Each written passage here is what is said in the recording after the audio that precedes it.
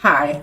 Have you ever wondered why Europeans seem to lead such attractive and high quality lives? I'm gonna tell you. I'm a first generation American. I was born in Italy. I'm half Italian and half Dominican.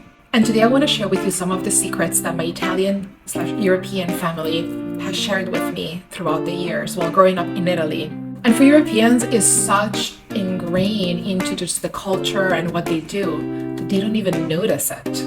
Because it's so ingrained in the culture, they start teaching these values since they're kids. And so if kids can do it, you can do it too. Most importantly, you don't even have to be good at these things. You just gotta start. And so I'm gonna get you started. There are 4 pillars that are embedded in becoming a Renaissance woman or a Renaissance man. And in this video, we'll go in depth into those. So now you're wondering, why would you want to become a Renaissance woman or man? When 1, it makes you more attractive to others. It'll make you more attractive for the simple fact that you'll become more interesting. 2, your creativity will reach another level. 3, you'll be flaunting around your new and diverse skill set. And if you don't like to flaunt, well, those skill sets will give you confidence to be out in the world with other people. Last but not least, number 4, you'll become more adaptable and flexible in life. Whatever is gonna come at you, you're gonna learn how to deal with it in a way that you've never seen before. And these 4 pillars, by the way, are actually quite simple to get done. There is nothing hard about it. And so before we talk about the 4 pillars that will make you an incredible Renaissance woman or man, here's the one thing, the one requirement you need in order to become instantly more attractive for yourself and others. See, humanism places a strong emphasis on the individual's potential for growth and development. Renaissance thinkers believed that humans could achieve a high level of excellence in a wide range of fields, from arts to sciences, through education and personal effort. The idea was about realizing one's full potential or self-actualization. And it all required putting effort to develop yourself, prioritizing yourself, and making sure that you're continuously investing in yourself. So take out a pen and paper and answer these 3 questions for me. What do you do first thing you wake up and last thing before you bed? Number 2, under stress, what is your coping mechanism? And number 3, when was the last time you did something for yourself, and what was it? See, the answer to this question will help you identify if, in fact, you're making you a priority. And if you are, that's amazing. And if you're not, hey, this is just an opportunity to recognize that you need to take better care of yourself. Now that we know the only requirement needed to become an exceptional Renaissance man or woman is to make yourself a priority, let's talk about the 4 pillars. And in order to give you the specific examples, there's also this really innocent cultural tradition in Italy to have somebody called cugino bello. And cugino bello means basically hot cousin. And hot cousin could be a man or a woman. And I have so many hot cousins. I am somebody's hot cousin. And this person is just somebody who you look up to, that they're very attractive. And so for purposes of giving you examples of how each of the pillars relate to a character trait, I'm going to be talking about a hot cousin. Now, this is actually a mix of a bunch of people I know, but I'm going to give you examples of this. So picture this. Hot cousin got it going on. They have invested and continue to invest in their education. They have some type of work that they feel really passionate about. And they spend their time with purpose. Hot cousin may know multiple languages, 6, 7 languages, and they're not ashamed of doing the most menial tasks, but also the most highest value or the most strategic tasks. They can navigate talking to different types of people. It could be a simple worker, or it can be anybody who's higher up and doing partnership across the globe. They have this ability of basically moving across classes, across cultures. They can be really funny in a very lame way at times.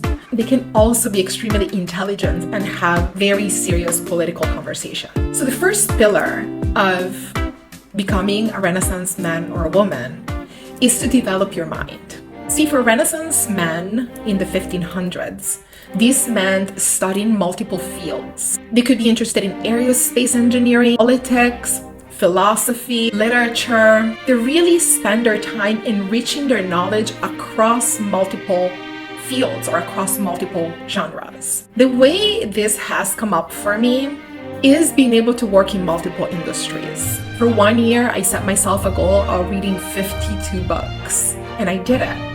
It is about being open and exploring other people's philosophies, opinions, and cultures. It is about learning history and how to move forward from that. It's about getting involved in those projects that really challenge your mind and your logic.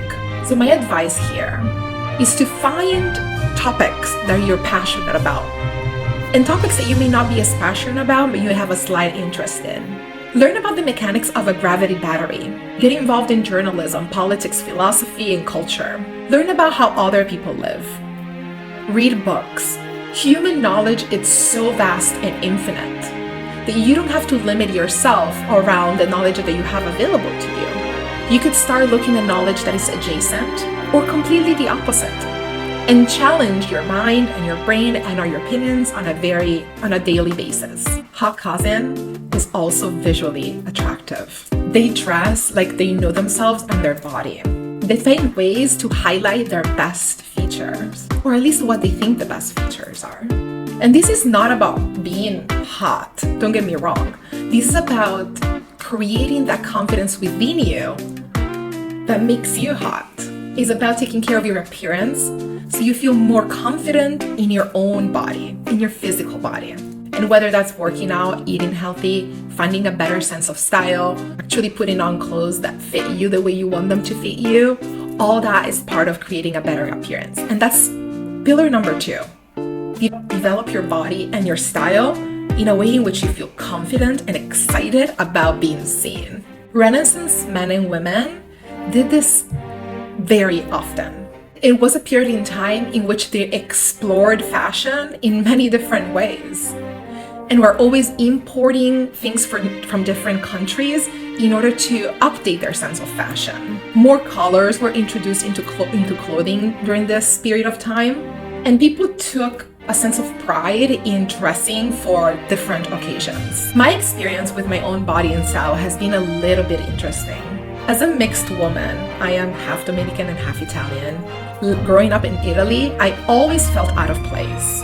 I kept looking at what the beauty standard was in Italy, and it's usually a skinny white woman with darker hair. The Italian clothes never really fit me well in a way in which I felt comfortable, and it honestly felt just ugly. But that's because I had a skewed sense of beauty. As I grew up and I was exposed to more beauty in the world, I realized that I am beautiful in my own way. And that's really all it is. We are all beautiful in our own way. We just have to figure out what makes us feel good in our skin. It is not about being perfect. It is not about everybody liking you. It is not about showing the most skin. It is about what makes you get out in the world with a smile on your face, feeling yourself, and maybe sometimes looking in the mirror and be like, ooh, I look good today. And maybe that's most days. So my advice here is to look at your wardrobe, look at yourself in the mirror, undressed, and figure out if there's anything that you may want to do differently. I would also take a look at who you follow and who you deem as a standard of beauty. And if those people, that person, doesn't look like you, I would reevaluate who you follow. All right, next, picture this. All right, so here's a story to illustrate my third point. We are at a family gathering. Everybody's having a great time. There must have been like 20 of us, maybe 30. We're all in different tables. We're hanging out in this beautiful room at a family property. And of course, there's a piano. There's always an instrument anywhere you go in Italy, at any place. So hot cousin starts playing the piano for everybody. Beautiful.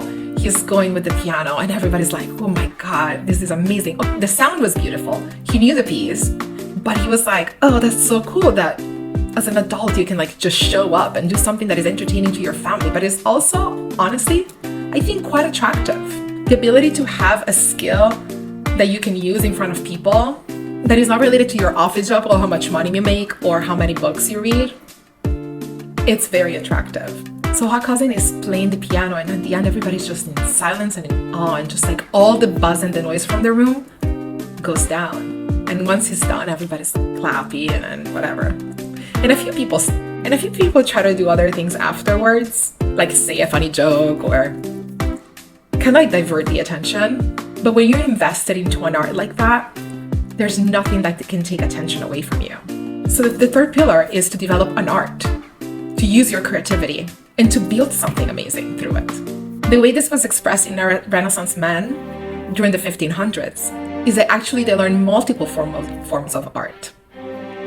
As you may studied, they could paint, they could do sculptures, they could build things, they could write amazing pieces of literature. And those skills, beyond exploding your creativity, creating neurological connections in your brain that are beyond the logical side, they create also this sense of depth to you that is not just about the numbers and the work and the responsibility. It's about play, it's about adventure, it's about what comes next, where is life gonna take you next. And that sense of play becomes a very attractive characteristic.